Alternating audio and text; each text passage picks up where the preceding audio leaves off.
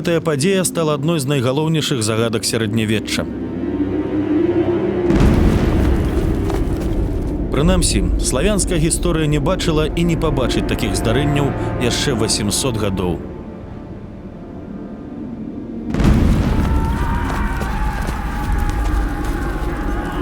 Жонка князя кіеўскага Уладзіміра, званага ў народзе красным сонейкам, намагалася забіць свайго мужа.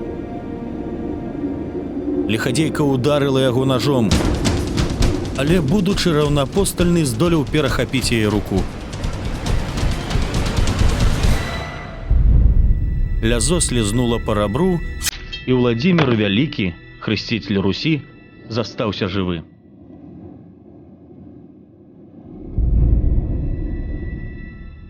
Уладзіміру на раны накладаюць ільняныя повязі.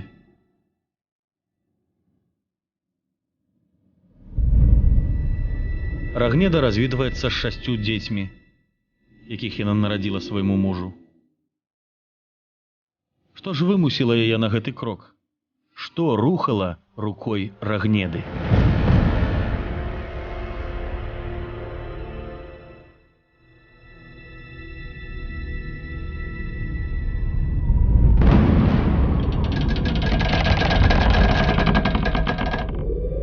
Гавораць, помста – блюдо, якое падаюць халодным.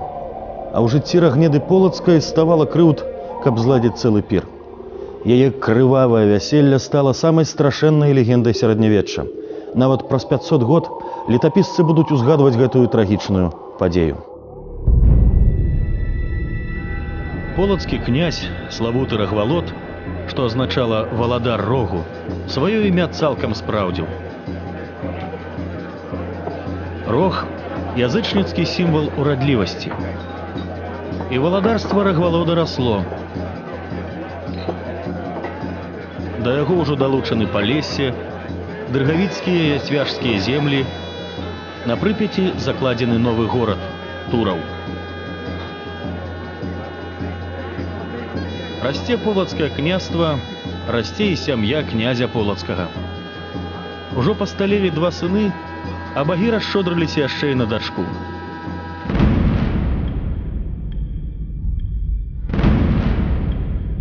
Па старадаўняй традыцыі назвалі яе ў гонар бацькі. Рагнеда, дачка Рагвалода.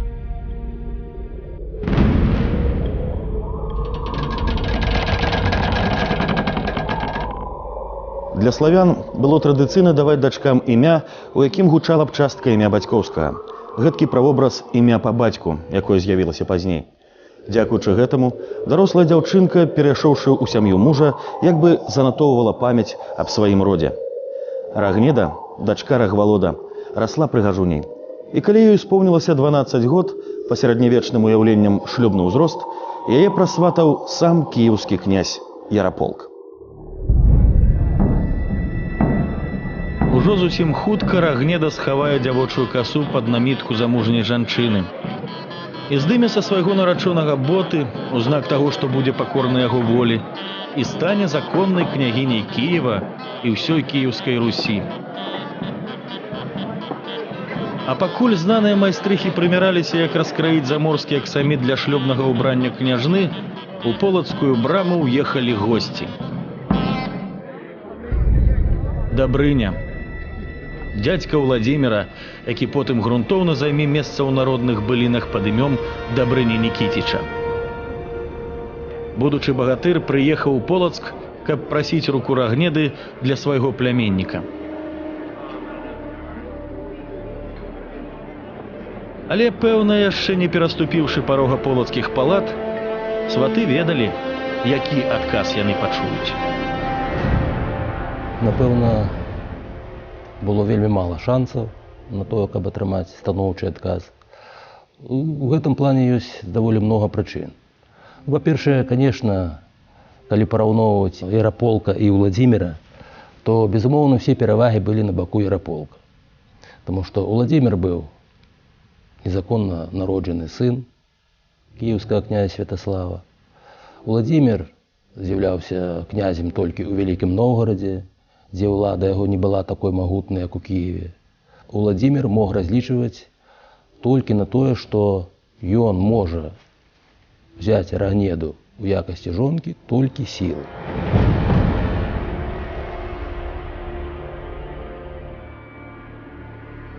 Рагнеда адмовіла сватам. І тыя словы ўпалі як камень і пераламілі ўсё яе далейшае жыццё. Не хочу разуці рабыніча.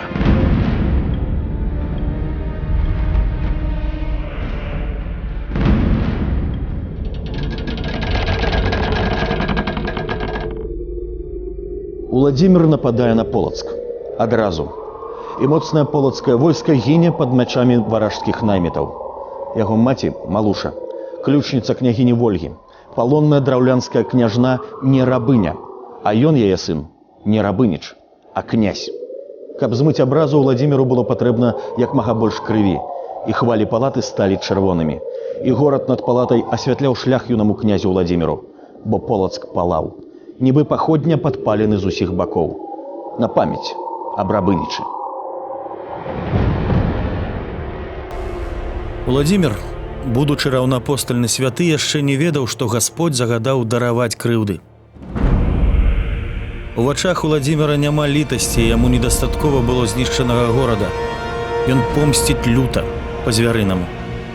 Сабраўшы Рагвалодаву сям'ю, Уладзімір згвалціў Рагнеду на вачах яе родзічаў, а потым забіў усіх. Яе бацьку, маці, 2 братоў. Саму Рагнеду прывез у Кіеў, як ваенны трафей. У Рагнеды ставала нагодаў для помсты. Мы не можам, напэўна, меркаваць, што адзіная прычына вось гэтага замаха – гэта любоў да свайго краю, гэта любоў да свайго бацькі, да сваіх родных. Хутчэй за ўсё, што у гэтай падзеі былі задзейнічаны якія-то іншыя матывы асабістага характару.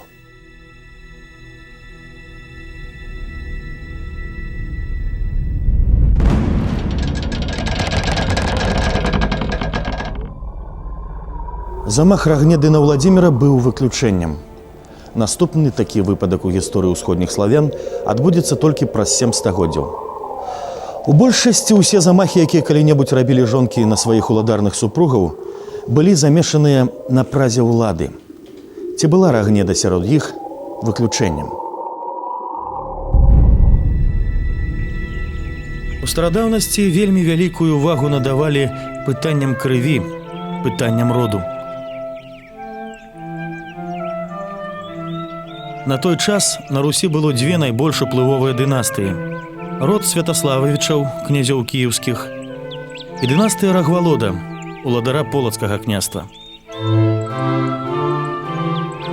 Уладзіміравы браты загінулі, і ён застаўся адзіным прадстаўніком кіеўскай дынастыі.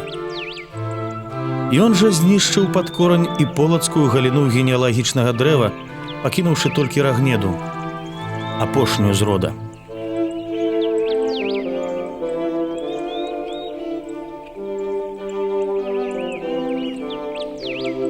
У гэтым становішчы выключнае значэнне набывалі дзеці Рагнеды і Уладзіміра. Яны былі адзінымі нашчадкамі адразу 2 старажытных родаў. У іх жылах цякла Рагвалодава кроў, і яны былі самымі знатнымі людзьмі на ўсходнеславянскай прасторы. А значыць, яны мелі выключнае права на ўладарства, калі іх бацька загіне.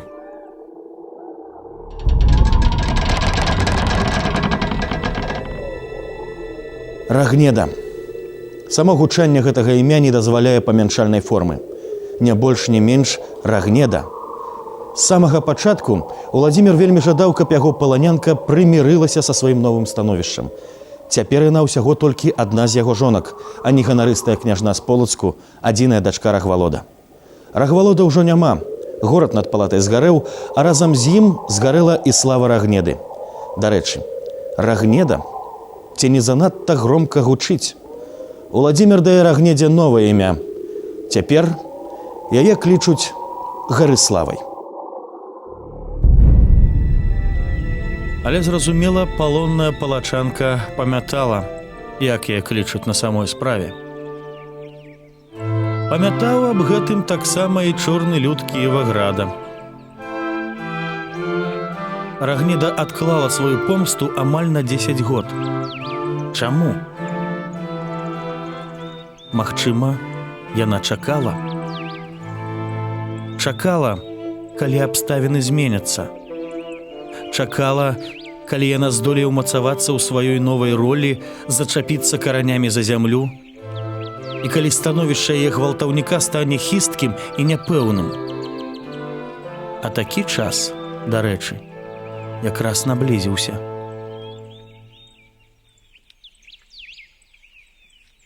Рэлігія заўсёды мела выключнае значэнне ў жыцці грамадства. Уладзімір, незаконна народжаны бастард, зрынуў свайго старэйшага брата падчас рэлігійнага раскола, які выспяваў на Русі. Яраполк быў хрысціянінам. Пры двары яго жылі візантыйскія манахі, і хрышчэнне Русі было пытаннем часу.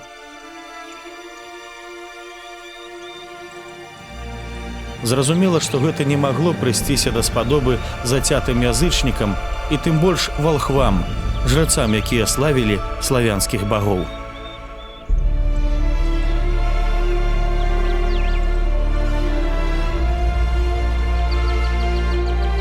Дзякуючы шырокай падтрымцы, Уладзімір зрынуў свайго брата і калі ўмацаваўся ў Кіеве, першай справай паставіў велічнае паганскае капішча з ідаламі Перуна, Хорса, Дажбога, Стрыбога, Сімаргла ды Макашы.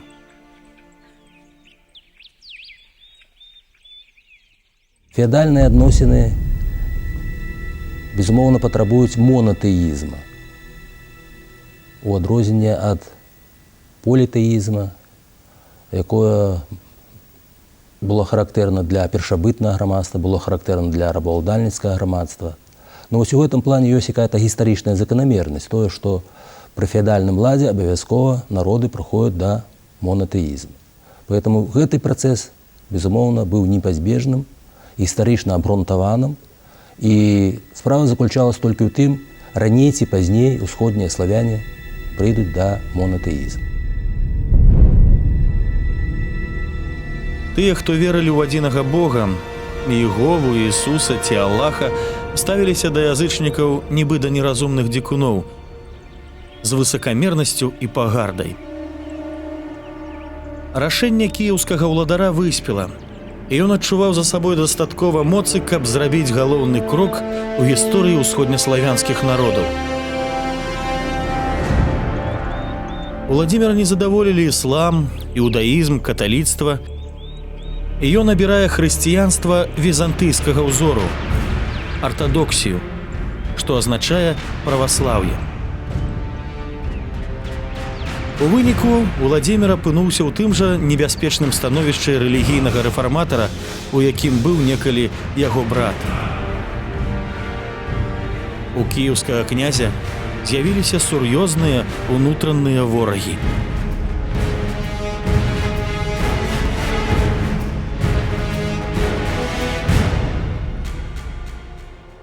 Змена рэлігіі, конечно, гэта справа вельмі небяспечная для таго, хто з'яўляецца яе правадніком і ініцыятарам. Змена рэлігіі можа адбыцца толькі на працягу жыцця не аднаго пакалення, а некалькі пакаленняў. Пэўная рызыка ў тым, што вось якраз кіеўскі князь Уладзімір взяў на сябе такую ініцыятыву ў насаджэнні новай рэлігіі, безумоўна, была ў яго. Адзіная фігура, якая магла змяніць Уладзіміра на кіеўскім стале, была Рагнеда. Яе старэйшы сын, Ізяслаў, самы знатны чалавек на кіеўскай Русі. Але яму няма яшчэ і 10 год. А гэта значыць, што пакуль ён пасталее, кіраваць краінай будзе яна, удовая маці. Ці, як казалі тады, мацёрая ўдава, якая мае права сядзець на ўдоўгім стальцэ. Яшчэ не мінула і 30 гадоў з часоў блаславёнага ўладарства княгіні Вольгі, бабкі Уладзіміра, таксама мацёрай удавы, якая даказала, што жаночая рука кіруе не горай за мужчынскую. Людзі памяталі гэта.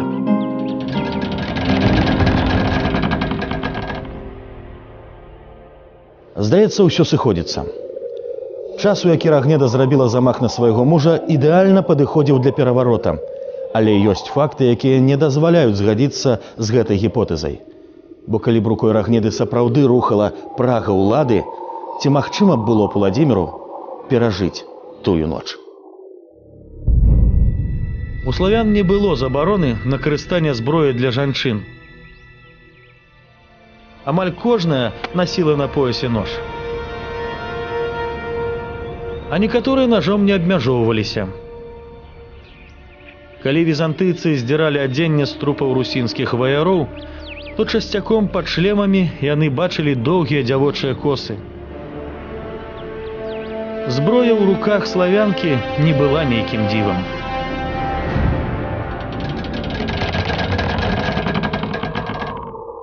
Нават калі Рагнеда першапачаткова і не ўмела карыстацца зброяй, то прачакаўшы 10 гадоў і маючы за плячыма хаўруснікаў, яна мела ўсе магчымасці, каб навучыцца забіваць пэўна і дасканала. Але Уладзімір абышоўся глыбокай драпінай. І гэта даказвае, што Рагнеда не рыхтавала свой замах. Магчыма, была не гатовая да забойства. Дык што ж тады прымусіла яе ударыць ножом бацьку сваіх дзяцей?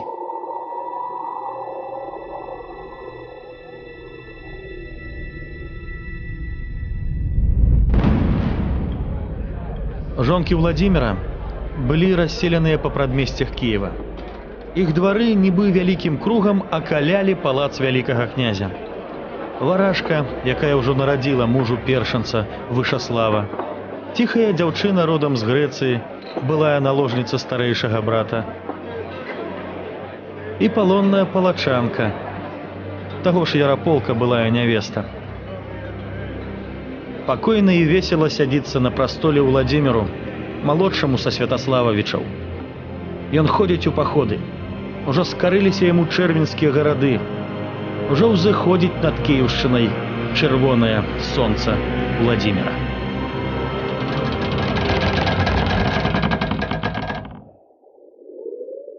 Уладзімір быў вельмі шчадралюбны чалавек.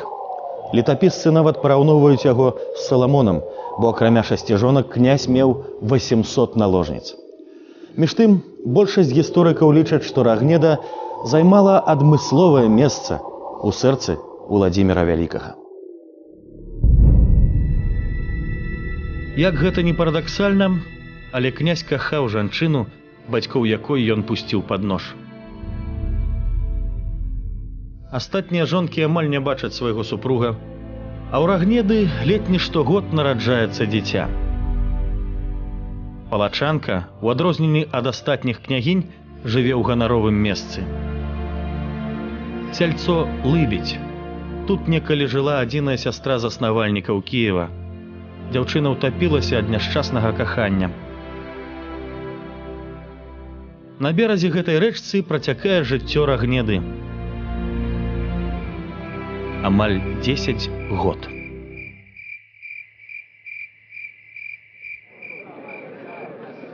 Але знешнія абставіны вымусілі Уладзіміра паставіць крыж на сваім ліхім мінулым. Будучы раўнаапостальны, збіраецца ўзяць шлюб з сястрой візантыйскага Базілеўса, Ганнай Багранароднай. І пасля заручын ён возьме сабе разам з новай жонкай і новую веру, якую абраў яшчэ раней – праваслаўе. Царква лічыць шлюб тайнай двуеднасці, дзе двое будуць адной плоццю. Таму былы паганец павінен пазбавіцца ад астатніх сваіх жонак, жадае ён таго ці не.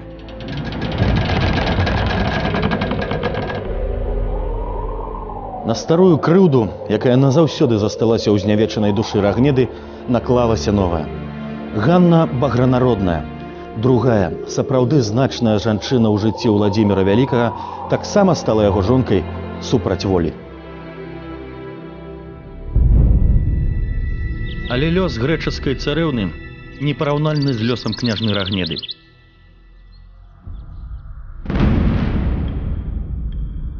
На яе вяселлі пахла ладанам, а не парубленымі людзьмі.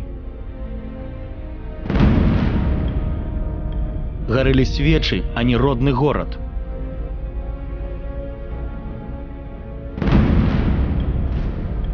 А ніхто не забіваў цесця са шваграмі, а ніхто не гвалціў нявесту на вачах азвярэлай дружыны. Візантыйка прыходзіла са свайго амаль бяскроўнага вяселля адзінай жонкай. І ўсе астатнія павінны былі сысці. Рагнеда таксама.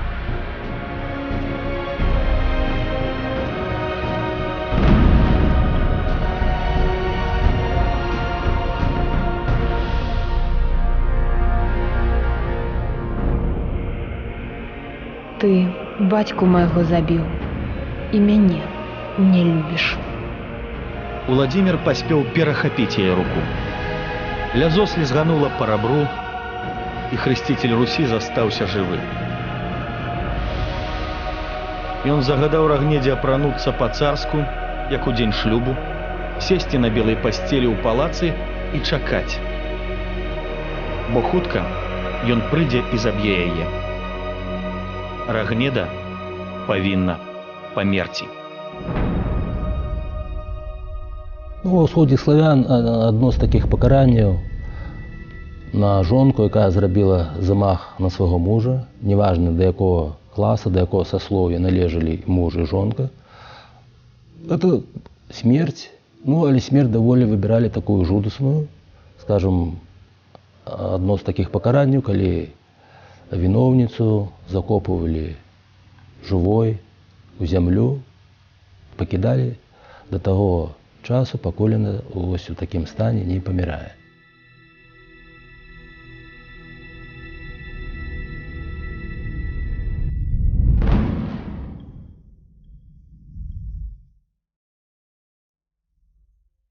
Калі Уладзімір прыйшоў, каб забіць сваю жонку, да яго кінуўся старэйшы сын Ізяслаў з аголеным мечам і словамі: «Не думай, бацька, што ты тут адзін».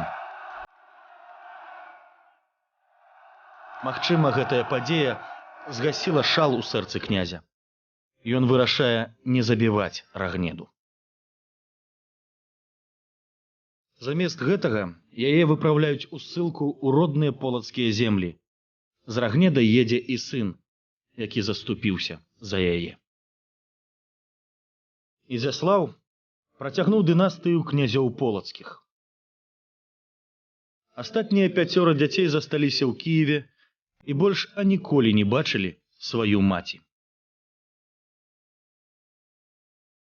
Малодшы Яраслаў, якого летапісцы назавуць мудрым, даб'ецца найвялікшага росквіту кіеўскай Русі, і яго дзеці працягнуць род уладароў стольнага Кіева. У іх абодвух будзе цекчы кроў сівога Рагвалода і яго забойцы, святога раўнаапостальнага Уладзіміра. Пазнейшыя крыніцы сцвярджаюць, што Рагнеда абрала лёс хрыстовай нявесты і прыняла пострыг пад імём Анастасія, што азначае «воскрэслая».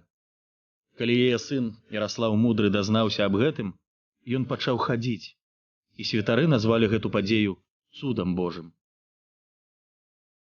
Рагнеда памерла роўна праз 1000 год пасля Хрыстова нараджэння. Але слава пра найпрыгажэйшую жанчыну перажыла яе надоўга.